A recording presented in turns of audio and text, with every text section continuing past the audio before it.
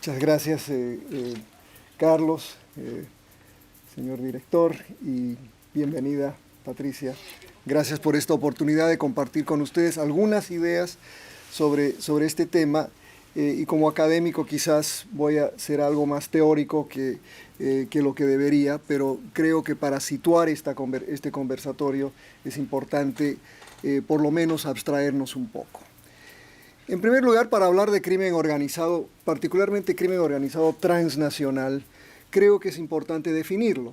Y para eso yo acepto simplemente la siguiente definición. Es un grupo estructurado de 3 o más personas que existe por un periodo de tiempo y actúa de manera concertada para cometer uno o más delitos graves o delitos para obtener directa o indirectamente beneficios financieros u otros beneficios materiales. Esto, pues obviamente, nos lleva también a definir exactamente de qué se trata este delito. Si es de naturaleza transnacional, porque creo que para situarnos nosotros estamos hablando no solo del fenómeno, en el caso que corresponde hoy de la Argentina, pero cómo nos afecta a todos.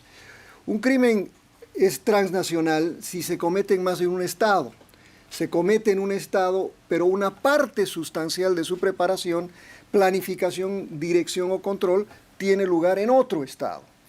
Se comete en un estado, pero involucra a un grupo delictivo organizado que realiza actividades delictivas en más de un estado.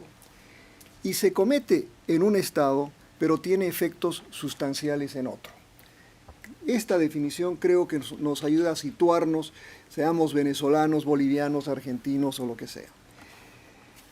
Este fenómeno, como bien decía nuestro director, no es un fenómeno reciente y particularmente yo creo que se acelera producto de la globalización.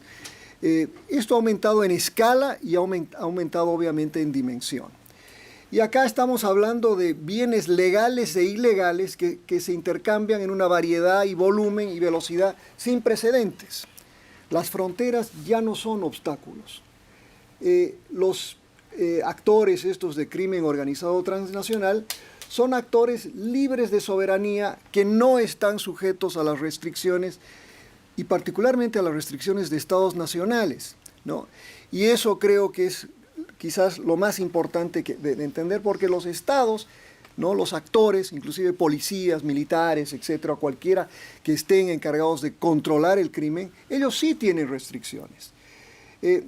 Y esto sucede en un contexto de una debilidad, pero impresionante, de nuestros estados. Quizás estamos en un momento en el que el Estado nacional está verdaderamente debilitado e inclusive corre el riesgo no voy a decir de desaparecer, pero de verdaderamente no solo perder la capacidad de dominar el territorio nacional, pero definitivamente de manejar su relacionamiento internacional. El crimen organizado transnacional participa en el tráfico de drogas, por supuesto, quizás es la dimensión que más conocemos, pero hay muchísimas otras actividades donde se opera casi específicamente para el enriquecimiento de sus miembros. Y esto no es por razones ideológicas u otros motivos. Creo que hay una cobertura ideológica que se le ha dado, pero básicamente esto no tiene hoy nada que ver con ideología, ¿no? Intentan eludir al Estado quizás únicamente para satisfacer a sus clientes, ¿no? Otra vez, en muchos casos cubiertos por un ropaje intelectual de izquierda, algunos de derecha, etc. Pero lo importante es que el crimen organizado transnacional está involucrado en todas las facetas de la industria internacional de narcóticos. Ahora, esto obviamente tiene mucho que ver con la violencia. La violencia es una característica fundamental del crimen organizado transnacionalizado. En parte, ¿no?, uno diría porque el Estado no puede regular esta industria. Y al no poder regular la industria, la regulación viene por parte de la violencia. Y eso hace lo que Beatriz dijo al principio, que América Latina, por la enorme presencia del crimen organizado transnacional, se haya convertido en la zona más violenta del mundo. Más violenta que Irak, en medio de la invasión, mucho más violenta que cualquier país del Medio Oriente, aún en conflicto, ¿no?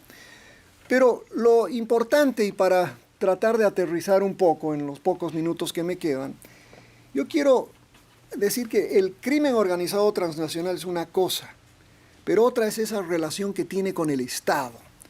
Y ahí es donde hemos utilizado mucho el concepto de narcoestado. Entonces, ¿cómo vinculamos crimen organizado con narcoestado? Bueno, yo diría que hay tres condiciones básicas. Primero, un narcoestado existe donde las instituciones de gobierno dirigen las actividades de narcotráfico o confabulan directamente con los narcotraficantes. Segundo, otra característica absolutamente fundamental. Los estados crean condiciones en las que el tráfico ilícito de drogas eclipsa partes de la economía legítima del país y en la que segmentos de la sociedad comienzan a acumular beneficios del narcotráfico, ¿no? Colombia y varios otros, ¿no? Entonces, un narcoestado, tercero, prospera debido a su capacidad de explotar las cualidades de los vínculos del Estado con la economía global legítima. O sea, reconocemos a estos jefes de Estado como legítimos representantes de sus países, a la vez que actúan, ¿no?, en confabulación directa con estos grupos. Pero ahora bien, podemos hablar de muchos narcoestados. Narcoestados en América Latina han sido referidos muchos. El caso de Bolivia, el caso de Haití, el caso de Venezuela, ¿no? Pero quiero referirme a un caso quizás que cuando uno habla de narcoestado generalmente nos referimos al Estado Nacional, pero creo que hay un fenómeno que está surgiendo en América Latina que es muy interesante, y quizás es los subestados, los subnarcoestados, ¿no? Por ejemplo, en el caso boliviano, Carlos, podríamos hablar de que el Chapare es un subnarcoestado. Pero hay otros, y a eso me refiero y quiero motivarlos a que lean un artículo reciente muy, muy interesante de un amigo, Douglas Farah, que dice, por ejemplo, ¿no?, que se refiere a una provincia de la Argentina, donde dice lo siguiente: los vuelos que arrojan sus paquetes de cocaína desde pequeños aviones que vuelan a baja altura o aterrizan en pistas de aterrizaje clandestinas, operan sin obstáculos por radares o funcionamiento o patrullas policiales.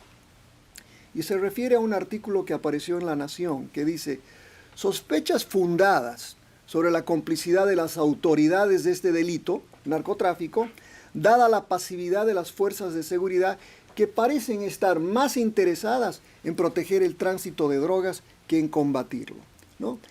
Estos subestados a los que me refiero creo que se constituyen en uno de los fenómenos más importantes al desmoronarse el Estado Nacional y al surgir estos poderes subregionales vinculados al crimen transnacionalizado.